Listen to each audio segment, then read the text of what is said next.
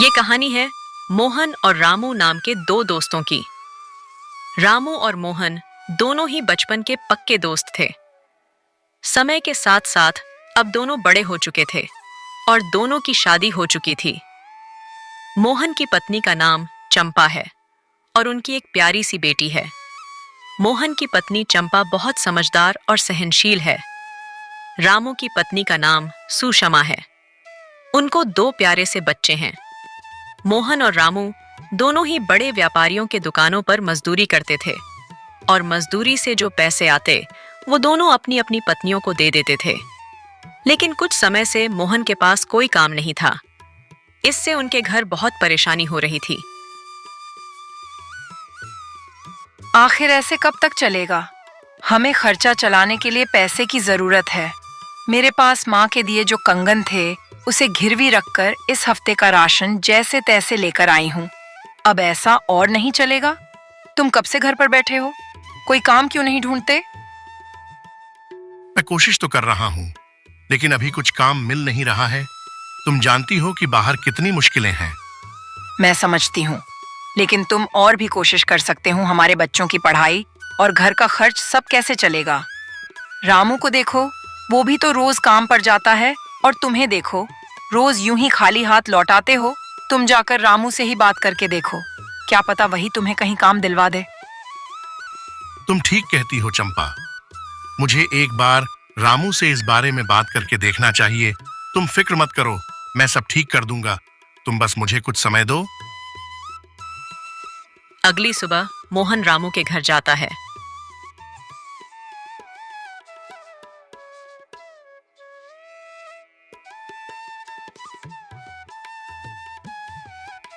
घर पर कोई है क्या? रामू भाई, ओ रामू भाई, बाहर आओ।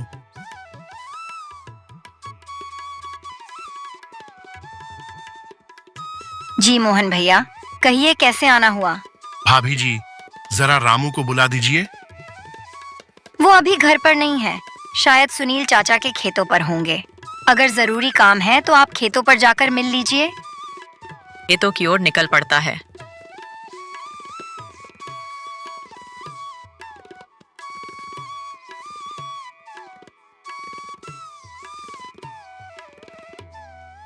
रामू, क्या तुम्हारे यहाँ काम करने की कोई जगह है? मुझे भी कोई नौकरी मिल जाए तो अच्छा रहेगा।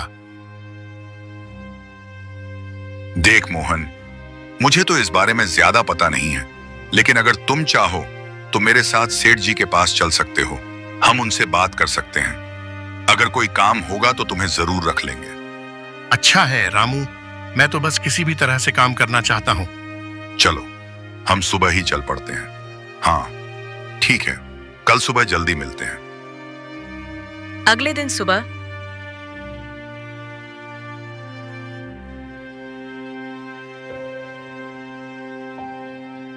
आ गए तुम?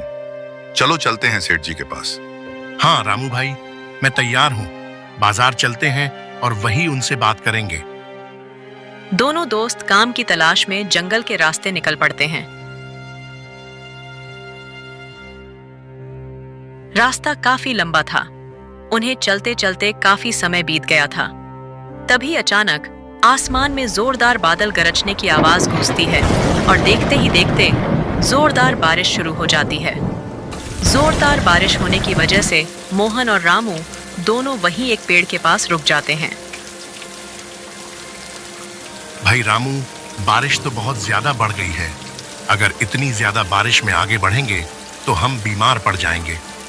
हमें अभी कुछ देर यही रुकना होगा। तभी मोहन की नजर एक झोपड़ी पर जाती है और वह रामू को इशारे करते हुए कहता है, रामू भाई, वह देखो, वहां एक कुटिया है। चलो वहां किसी से मदद मांगते हैं। क्या पता वह थोड़ी देर अपनी कुटिया में हमें रुकने दे, जब तक कि यह बारिश है। दोनों दोस्त उस कुटिया के पास पहुंचते हैं। कोई है क्या? हमें थोड़ी सी मदद चाहिए थी। जब दोनों अंदर आते हैं तो उन्होंने देखा कि अंदर एक बूढ़ी माँ बैठी हुई थी।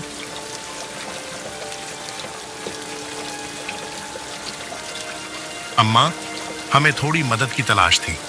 हम बाजार के लिए निकले थे और अचानक से जोरदार बारिश शुरू हो गई। और हम इसी जंगल में फंस गए। थोड़ी आश्रय की जरूरत थी, जब तक कि बारिश बंद नहीं हो जाती। अगर आप बुरा ना मानो तो कुछ देर हम आपकी झोपड़ी में गुजार सकते हैं। बस बारिश रुकने के बाद हम यहाँ से चले जाएंगे। हाँ, क्यों नहीं बेटा, बैठो, तुम जितनी देर चाहे यहाँ रुक सकते हो। दोनों वहां चुपचाप बैठ जाते हैं। बूढ़ी माँ चूल्हे पर खाना बना रही थी। खाने की बहुत सुगंधित खुशबू आ रही थी। खाने की खुशबू दोनों का ध्यान बार बार चूल्हे की तरफ ले जा रही थी, पर वह यह सोचकर अपने मन को मार लेते की है कि बूढ़ी अम्मा ने थोड़ा सा ही पकाया होगा। अम्मा उन दोनों की मन की बातें अच्छे से पढ़ लेती हैं। आ जाओ बेटा, खाना खा लो, खाना पक गया है। नहीं, आप खाओ। आपने तो थोड़ा ही खाना पकाया होगा अम्मा, पहले आप खा लो। बेटा, यहाँ पर हम तीनों के लिए ही पर्याप्त खाना है, आओ खा लो।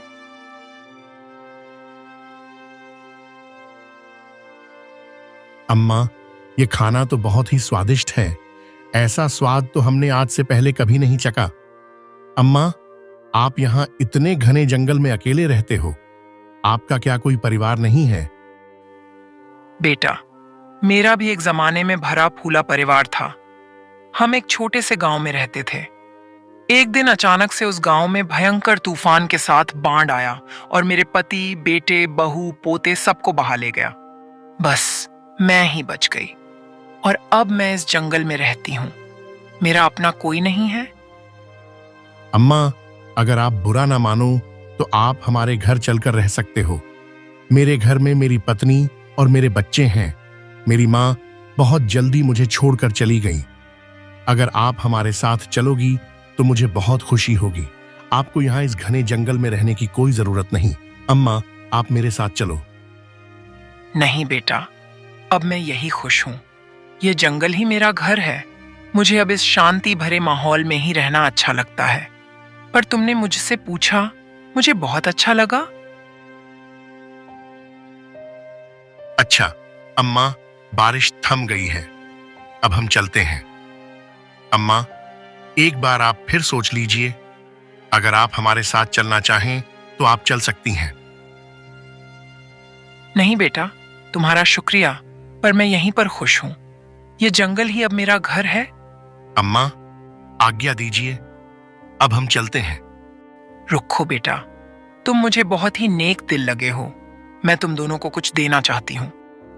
बूढ़ी अम्मा एक संदूक उठाती है और वह संदूक मोहन और रामू को थमाते हुए कहती है, यह मेरे जीवन की जमा पूंजी है जो मैं तुम्हें दे रही हूँ। मैं तो बूढ़ी हो चुकी हूँ, अब मेरे यह किसी काम की नहीं। तुम दोनों इसे रख सकते हो और इसमें जो भी है उसे तुम आपस में आधा आधा बांट लेना। अम्मा, इसमें क्या है? तुम ही खोलकर देख लो, इसमें क्या है। जब वह संदूक को खोलते हैं तो उसमें बहुत सारे सोने के सिक्के होते हैं, जिसको देखकर वह दोनों की आंखें खुली की खुली रह जाती हैं। इतने सारे सोने के सिक्के? अम्मा, आप इतने सारे सोने के सिक्के हमें क्यों दे रही हैं? बेटा मेरा, अब यहाँ कोई अपना है ही नहीं और तुम मुझे बहुत नेक दिल इंसान लगे और तुम्हारे पहनावे से तुम काफी गरीब और असहाय प्रतीत हो रहे हो। इसलिए मैंने तुम्हें यह देने का निर्णय लिया है। अब तुम दोनों इसे रख सकते हो। इस पर तुम दोनों का बराबर का हक है। आज्ञा दीजिए, अब हम चलते हैं। दोनों बूढ़ी अम्मा को धन्यवाद कहकर वहां से अपने गांव के लिए रवाना हो जाते हैं। आज वह दोनों बहुत खुश थे। उनके हाथ एक सोने की खदान जो लग गई थी। दोनों अपने अलग अलग सपने सजा रहे थे। इन पैसों से मैं सबसे पहले अपना एक छोटा सा कारोबार खोलूंगा और हाँ, अपना एक सुंदर सा घर भी बनाऊंगा। इसमें एक सुंदर सा शीशा भी लगाऊंगा। मेरी पत्नी को शीशा देखना बहुत पसंद है ना, और अपनी बिटिया के लिए एक सुंदर बस्ता भी लाऊंगा। वह काफी दिन से मुझसे बस्ते की मांग कर रही थी और उसका एक अच्छे स्कूल में दाखिला करवाऊंगा। इतने सारे सोने के सिक्के, इससे तो मेरी किस्मत ही बदल जाएगी। मैं तो गांव का सबसे अमीर आदमी बन जाऊंगा। सबसे पहले मैं अपने लिए सुंदर सा घर बनवाऊंगा और उसमें नौकर चाकर होंगे जो मेरे आगे पीछे घूमेंगे। रामू ये सब सोच ही रहा था, तभी मोहन बीच में बोल पड़ता है। रामू भाई, घर पहुंचते ही हम इन सिक्कों को आधा आधा बांट लेंगे। मोहन के मुंह से सिक्कों को आधा आधा बांटने का ख्याल सुनकर रामू को बिल्कुल अच्छा नहीं लगा और वह मन ही मन सोचता है। सिक्कों को आधा आधा बांटना मतलब मेरे सपने भी आधे आधे बांटना। भला इन सिक्कों को मैं इस मोहन के साथ क्यों बांटूं? मुझे ये सारे के सारे सोने के सिक्के चाहिए। मैं इन सिक्कों को भला बराबर क्यों बांटूं? मुझे तो पूरे के पूरे सिक्के चाहिए, पर मैं ऐसा क्या करूं जो ये सिक्के केवल मुझे मिले? ये मोहन तो घर पहुंचते ही आधे सिक्के ले ही लेगा। मुझे कुछ ना कुछ तो सोचना ही होगा। दोनों अपनी अपनी सोच में आगे बढ़ जा रहे थे। चलते चलते वह एक नदी के रास्ते से गुजर रहे थे। नदी को देखकर रामू को एक ख्याल आता है और वह बिना कुछ सोचे मोहन को उस नदी में धक्का दे देता है। मोहन जैसे ही नदी में गिरता है, वह रामू को आवाज लगाता है। रामू भाई, मुझे बचाओ, मैं इस नदी में गिर गया हूँ। मुझे बचाओ रामू भाई, मुझे बचाओ। मोहन भाई, तुम इस नदी में गिरे नहीं हो, बल्कि मैंने तुम्हें धक्का दिया है ताकि यह सोने के सिक्के मुझे तुम्हारे साथ बांटना ना पड़े। अब यह सारे सोने के सिक्के मेरे हुए। रामू वहां से चुपचाप खिसक लेता है और बेचारा मोहन उस पानी में ही डूब जाता है। रात के समय रामू जब घर पहुंचा तो उसने देखा कि मोहन की पत्नी अपने घर के बाहर अपने पति का इंतजार कर रही है। जब चंपा ने रामू को आते हुए देखा तो उसने रामू से पूछा, भैया मोहन जी नहीं आए? वह कहाँ रह गए? वह भी तो आपके साथ ही गए थे ना? मेरा दिल बहुत घबरा रहा है। रामू ने सारी बातों को छुपाते हुए कहा, हाँ बहन, में और मोहन एक ही साथ गए थे और मैं अपने मालिक से मोहन की बात भी करवाई थी और मेरे मालिक ने से कल से काम पर आने के लिए भी कह दिया था और वह वहां से चला गया था। मैं तो अब काम करके आ रहा हूँ। ये सुनकर मोहन की पत्नी और भी घबरा जाती है। मोहन सुबह तक आ जाएगा, टीम सुबह तक इंतजार करो। इतना कहकर रामू अपने घर को निकल जाता है। मोहन की पत्नी बहुत घबराई हुई थी, लेकिन रामू ने उसे सहमति जताते हुए कहा कि आप सुबह तक का इंतजार करो। भैया रामू, सुबह हो चुकी है पर अभी तक मेरे पति नहीं आए। मुझे समझ नहीं आ रहा वह कहाँ गए। वो ठीक तो होंगे ना? मेरा दिल बहुत घबरा रहा है। तभी वहां अचानक से बूढ़ी माँ प्रकट होती है। मोहन को साथ लेकर और चंपा के मोहन के साथ हुई सारी बात बताती है। चंपा, जिसे तेरा पति अपना सच्चा मित्र समझता है, उसने चंद सोने के सिक्कों के लिए अपने सच्चे मित्र को पानी में धकेल दिया। दुष्ट, तुझे तेरे कर्मों की सजा तुझे जरूर मिलेगी। जा, तू आज से निर्धन हो जाएगा। फिर इस तरह से मोहन और उसकी पत्नी जीवन अच्छे से व्यापन करते हैं।